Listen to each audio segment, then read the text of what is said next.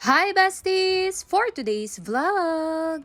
Eto na nga yung unang araw ng pamamasyal namin dito sa Tagaytay, kaya naman nag-rent na nga lang din kami ng sasakyan para naman masulit namin ang pag-iikot dito. Package tour na nga itong na-avail namin kay Kuya, kaya naman bago pa nga magsimula ang aming araw ay dumaan muna nga kami dito sa Starbucks Coffee. Hindi nga kami ganong nakapag-breakfast, kaya naman sabi ni Daddy Boss ay dumaan nga daw muna kami dito. Hindi man ito yung sikat na Starbucks ngayon dito sa Tagaytay, pero masasabi ko namang dayuhin din ang Starbucks na ito. Kita nyo naman sa ganda at laki nito ay talaga namang mapapatambay ka ng matagal dito. Heto nga't sinilip nga namin ni Ate Carmela dahil napaka-aesthetic nga rin ang kanilang interior. Bukod pa doon ay nakapagdagdag ganda nga rin dito ay ang overlooking ng Taal Volcano. Malaki rin ang kanilang parking space dito kaya hindi mo na po problemahin kung may dala ka mang sasakyan. Umorder nga lang din si boss nitong brownies pati na rin itong dark mocha frappe para na rin nga sa mga bata.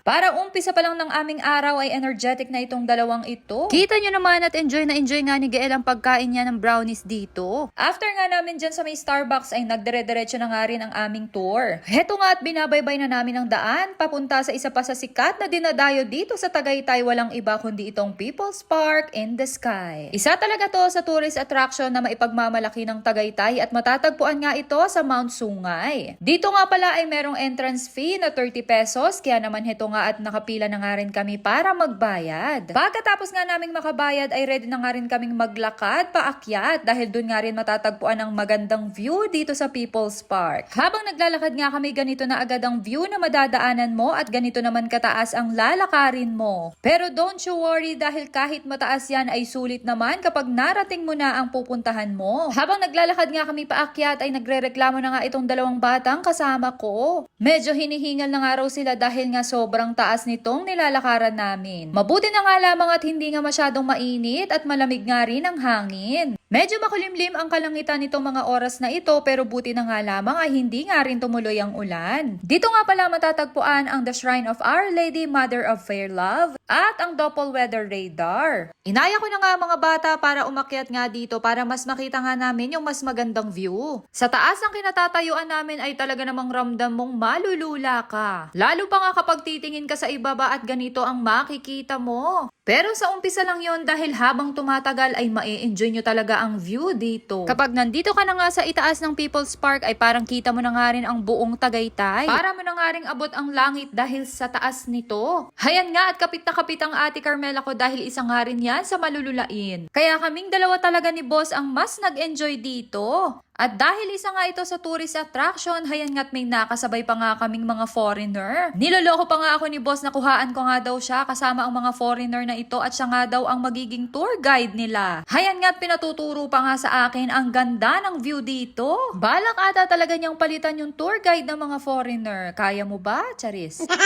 Dito pa nga lang sa People's Park in the Sky ay masasabi kong sulit na agad ang magiging biyahe namin ngayong taon. Kung ganito ba naman talaga kaganday, hindi mo talaga mapipigilan ang magpa-picture. Nag-ikot-ikot nga lang din kami dyan pagkatapos ng 30 minutes ay bumaba na nga rin kami dahil may pupuntahan pa nga rin kami. Naglakad nga lang din ulit kami pababa para naman ramdam mo talaga ang lamig ng Tagaytay City. At habang naglalakad nga kami pababa ay sabi ko ay mag-stop muna nga at magpipicture nga ulit kami. Pagkalabas mo nga rin ng People's Park in the Sky ay marami din ditong nagtitinda ng mga souvenir items kaya naman pwede nga kayong makapamili dito. Next naman nating pupuntahan ay isa sa may pinaka-picture perfect na lugar. Hindi po tayo naliligaw o nag-iba ng pinuntahan dahil dito pa rin yan sa loob ng Tagaytay. Along the way pa nga lang ay kitang-kita mo na talaga ang kagandahan ng mga pine trees dito. Aakalain mo talagang nasa loob ka ng Baguio o di kaya nasa ibang bansa. Pero nagkakamali kayo dahil dito nga lang din yan sa Crosswind, Tagaytay. Dito ay matatagpuan din ang isa sa sikat na kainan na Napa. Nag-umpisa na nga kaming maglakad-lakad dito dahil maghahanap nga kami ng spot para naman sa aming picture taking. Alam nyo naman kapag nagta-travel, hindi pwedeng mawawala ang mga pictures or di kaya ay mga video lalo pa nga at vloggeries ang mami nyo. Charis!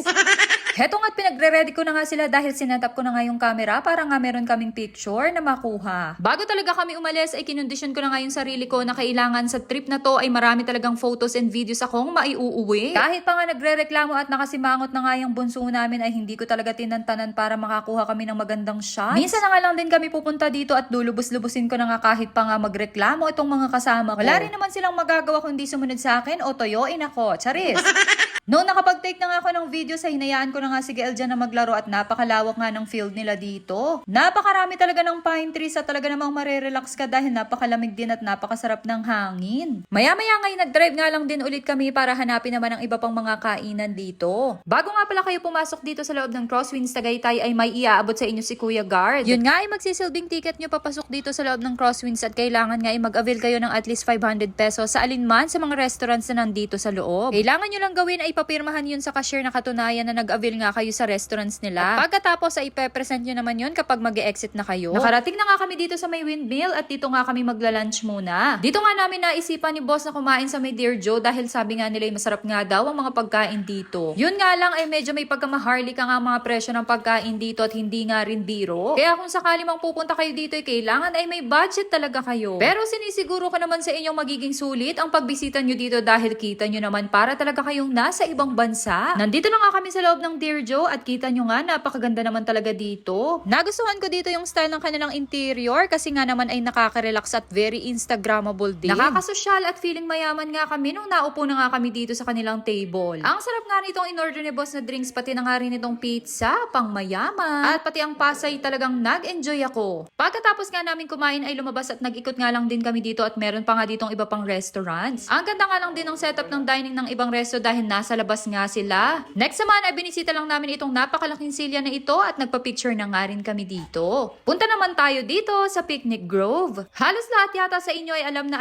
ang lugar na ito. Isa rin kasi talaga to sa pinakasikat na pinupuntahan dito sa Tagaytay. Napakarami nga rin nagtitinda dito ng mga souvenir items kaya naman itong batang ito hindi na nga rin nagpahuli at nagpabili na nga rin ng laruan. Nakapunta na nga rin kami dito last year at isa talaga to sa na-enjoy ko dahil kitang-kita mo rin talaga dito ang Taal View. Medyo nagtaas nga rin ang entrance dito na dating 50 ngayon ay 75 na. May mga kubo rin kayo dito na pwede nyong rentahan para kung sakali mang gusto nyong mag-picnic dito ay pwedeng-pwede. Sa ganda ng Picnic Grove ay hindi yata ito nawawala ng tourist everyday. Perfect din kasi itong place na to para sa bonding ng inyong buong pamilya. Inaya ko na nga muna silang bumaba kami dito at syempre para na nga rin magpa-picture at mag-sight viewing. Medyo kunot nga ang aking noo dahil nga nasisilaw ako sa araw at katanghali ang tapat nga nito. Mabuti na nga lang din at mahangin kaya naman hindi masakit sa balat yung sikat ng araw. Nakakatuwa lang din pagmasdan ng buong pamilya na nag-spend dito ng long weekend. At dahil marami pa nga kaming pupuntahan ngayong araw kaya naman inaya ko na nga sila sa aming next na destinasyon. At abangan nga yan sa aming part 2 day 2 gala dito sa Tagaytay. Yun lang. Thanks for watching.